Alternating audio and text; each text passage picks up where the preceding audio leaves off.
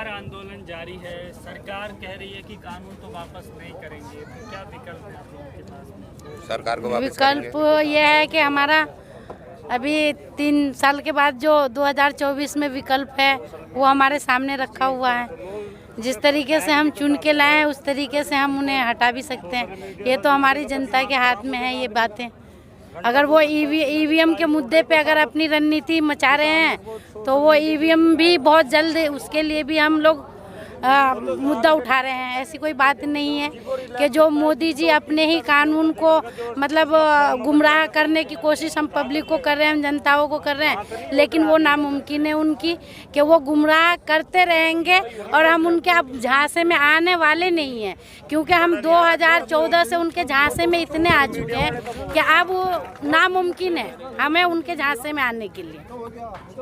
लेकिन कृषि मंत्री का कल बयान आया, कह रहे हैं कि इस तरह से लोग इकट्ठा करके किसी भी कानून को वापस नहीं कराया जा सकता। अगर उसमें दिक्कत है तो वो बताएं आपत्ति। तो कृषि मंत्री जो है वो 500 दे करके 1000 दे करके पब्लिक को इकट्ठा करती हैं। हमारे किसान भाई की जो ममता है और हम उनका अन्न जो खाते हैं उनके उगाए हुए, तो उनकी रोटी के टुकड़े के इस पे हम यहाँ आ रहे हैं, ना कि उनके पैसे की लालच में नहीं आ रहे हैं। हम उनके समर्थन में उनकी रोटी के टुकड़े के, अगर वो रोटी नहीं हमें देंगे तो हम कहाँ से जिंदा रहेंगे? हमें जिंदा रहने का सबब ही खत्म हो जाएगा। कृषि मंत्री ये क्यों नहीं समझ रहे हैं? बार बार वो अपनी रणनीति क्यों मचा रहे हैं? अदानी अंबानी के पहलू में क्यों घूम रहे हैं?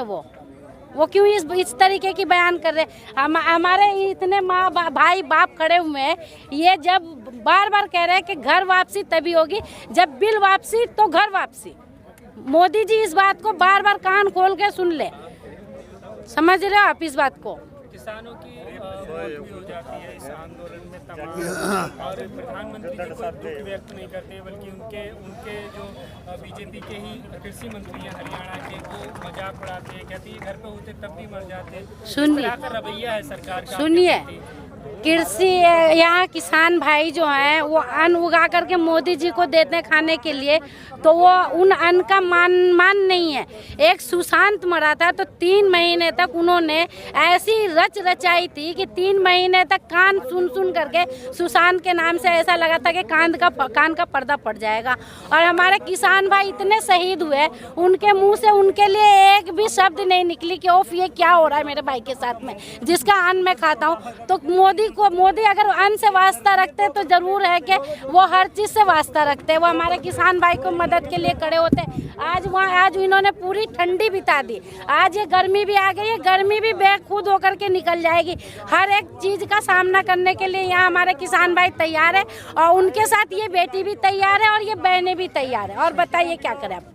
जब तक हमारे भाई बाप यहाँ डटे रहेंगे, ये बहनें उनकी और ये बेटी उनकी यहाँ उनके साथ डटी रहेगी। महापंचायतें भी हो रही हैं लगातार देश भर में, तो क्या इसका असर पड़ेगा सरकार को? तो वो अब तारा दिख ही रहा है कि तारा निकलेगा कहाँ से, जमीन से निकलेगा या आसमान से निकलेगा? वो सरकार अपने आप ही समझ रही है इन बातों को, तो उनको समझाने की जरूरत क्या? अगर मंत्री जी अगर समझदार हैं तो अब भी इतने पर भी अगर 3 महीने की जिद पकड़ रखे थे तो 3 महीने के बाद भी अंत कर दे तो बहुत भला होगा। लगातार महंगाई बढ़ रही है, पेट्रोल डीजल कीमत 100 के पार पहुंच चुका है। कुछ ऐसे लोग भी हैं जो कह रहे हैं अगर 200 रुपए में पेट्रोल खरीदना पड़े तो हम खरीदेंगे। जी, तो वो इंसान खरीद सकते हैं 200 रुपए किलो, जिसकी आमदनी 1 लाख होगा, वो इंसान खरीद सकते हैं। जिसकी आमदनी 50,000 होगी, 60,000 होगी, 10,000 रुपए कमाने वाले कैसे 200 रुपए पेट्रोल खरीद लेंगे? आप बताइए मुझे इस बात को। राष्ट्रहित में है, महंगाई राष्ट्रहित में है, तो वो ये कहते थे कि जब मैं सत्ता में आऊँगा तो मैं गरीबों को सस्ती दाल दूंगा, सस्ती रोटियां दूंगा, सस्ती गैस दूंगा, हर चीज़ दूंगा।